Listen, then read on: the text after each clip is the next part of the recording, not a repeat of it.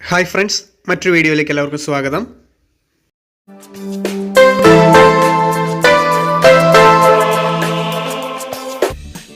ഇന്ന് നമ്മൾ ചെയ്യാൻ പോകുന്നത് നമ്മുടെ റെക്സോട്ടൈൽ ഫിഷിനെ ബ്രീഡിങ്ങിനായിട്ട് ഇടാൻ പോവുകയാണ്. നമ്മുടെ ഇവിടെ തന്നെ ബ്രീഡ് ചെയ്തുണ്ടായ കുഞ്ഞുങ്ങളാണിവ. ഇവയുടെ ഫസ്റ്റ് ബ്രീഡിംഗ് ആണ്. ഇപ്പോൾ 5 months പ്രായമായ മെയിലിനെയും ഫീമെയിലിനെയുമാണ് നമ്മൾ ബ്രീഡിങ്ങിനായിട്ട് എടുക്കുന്നത്.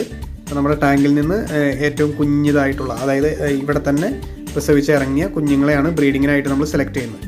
അതിനുവേണ്ടി നല്ല ഫുഡൊക്കെ കൊടുത്ത് കുറച്ച് നാളായിട്ട് നമ്മൾ ഇവയ്ക്ക് നല്ല കെയറൊക്കെ കൊടുക്കുന്നുണ്ട്. അതിനുശേഷം അതിൽ നിന്ന് ഫീമെയിലിനെയും മെയിലിനെയായിട്ട് പിടിച്ചെടുക്കുകയാണ്. അപ്പോൾ നമ്മളിവിടെ ചെയ്യാൻ പോകുന്നത് 3-4 ഫീമെയിലുകളെയും 1-2 മെയിലുകളെയാണ് ഒരുമിച്ച് ഇടാനായിട്ട് പ്ലാൻ ചെയ്യുന്നത്. അപ്പോൾ അതനുസരിച്ച് നമ്മൾ മീനുകളെ പിടിച്ചെടുക്കുന്നുണ്ട്. മീനുകൾ പിടിച്ചിട്ടിട്ട് നേരിട്ട് അവയെ ഞാൻ ഒരുമിച്ച് ടാങ്കിലേക്ക് ഇതിലേക്ക് മാറ്റുകയല്ല ചെയ്തത്, ബ്രീഡിങ്ങിന് ഇടുകയല്ല ചെയ്തത്. ഒരു മണിക്കൂറിൻ്റെ അടുത്ത് നമ്മളിവിടെ കുറച്ച് ഉപ്പ് വെള്ളത്തിൽ അവയെ ഇട്ട് വെച്ചിട്ടുണ്ട്. അതിന് ശേഷമാണ് ഇവയെ ടാങ്കിലേക്ക് മാറ്റണത്. അപ്പോൾ നിങ്ങൾക്ക് കാണാൻ വേണ്ടി ഞാനിപ്പോൾ ഇവയെ ഇടുന്നത് അക്യൂറേറ്റിലാണ്. അക്യൂറേറ്റിലിട്ട് ബ്രീഡ് ചെയ്യുന്നതിനോട് എനിക്ക് അത്ര യോജിപ്പില്ല. നമ്മൾ പരമാവധി പുറത്ത് വേറെ ഏതെങ്കിലും ഹൈഡിങ് ആയിട്ട് വെച്ച് വേണം ഇവയെ ബ്രീഡ് ചെയ്യാനായിട്ട്.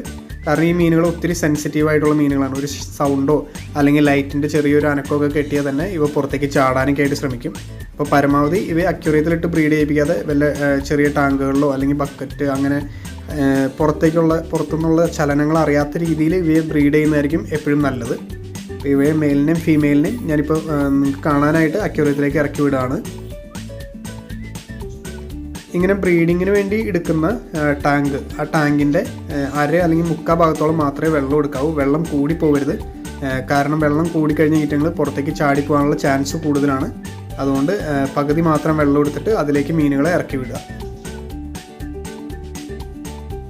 ഇങ്ങനെ ഒരാഴ്ചയൊക്കെ ഇട്ട് കഴിയുമ്പോൾ തന്നെ നമുക്ക് മനസ്സിലാവും നമ്മുടെ കൂട്ടത്തിലുള്ള ചില പെൺമീനുകളുടെ വയറൊക്കെ വലുതായിട്ടുണ്ടാവും. അവയുടെ എന്താ പറയുക, മെയ്റ്റിങ് കഴിഞ്ഞ് അവ പ്രസവിക്കാറായി എന്നൊരു തോന്നൽ നമുക്ക് തന്നെ ഇവ എക്സാമിൻ ചെയ്യുമ്പോൾ കിട്ടും.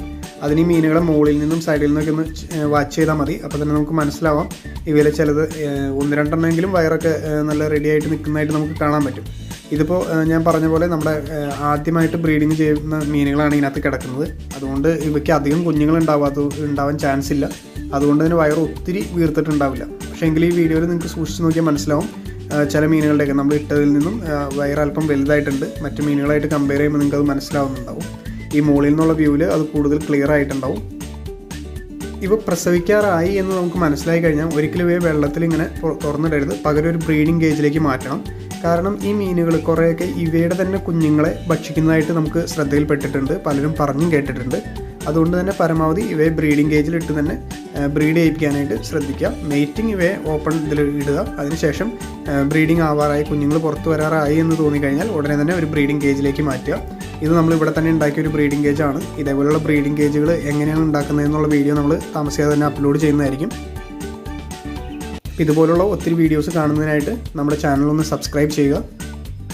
ഇങ്ങനെ ബ്രീഡിംഗ് കേജിൽ ഇട്ടിട്ട് 1-2 ദിവസം വെക്കുമ്പോൾ തന്നെ നമുക്ക് കുഞ്ഞുങ്ങൾ വരുന്നതായിട്ട് കാണാം. പിന്നെ അതേപോലെ തന്നെ ഇവയൊന്ന് മൂടി വെക്കാനായിട്ട് ശ്രദ്ധിക്കുക. ബ്രീഡിംഗ് കേജിൽ ഇട്ടതിന് ശേഷം ചിലർ ഇതിനകത്ത് ചെറിയ പായൽ അല്ലെങ്കിൽ ചെറിയ വള്ളിച്ചെടികളൊക്കെ ഇടുന്നതായിട്ട് കണ്ടിട്ടുണ്ട്. പക്ഷേ അത് കുഞ്ഞുങ്ങൾ ഇറങ്ങി വന്നതിന് ശേഷം അവയ്ക്ക് ചിലപ്പോൾ ഇതിൻ്റെ ഇലകളൊക്കെ അവിടെ കിടന്ന് ചീഞ്ഞിട്ട് വെള്ളം ചീത്തയാവാനുള്ള ചാൻസ് ഉണ്ട്. അതുകൊണ്ട് ബെറ്റർ വെള്ളത്തിലൊന്നും ഇടാതെ ഇതേപോലെ ഒന്ന് മൂടി വെക്കുന്നതായിരിക്കും നല്ലത്. ഇങ്ങനെ വെച്ച് നമ്മൾ നേരത്തെ പറഞ്ഞ പോലെ ബ്രീഡിങ്ങിന് ടൈം ആയ മീനുകളെയാണ് ഇങ്ങനെ വെക്കുന്നത്. അപ്പോൾ മിക്കവാറും 2-3 ദിവസത്തിനുള്ളിൽ തന്നെ കുഞ്ഞുങ്ങൾ പുറത്തു വരും.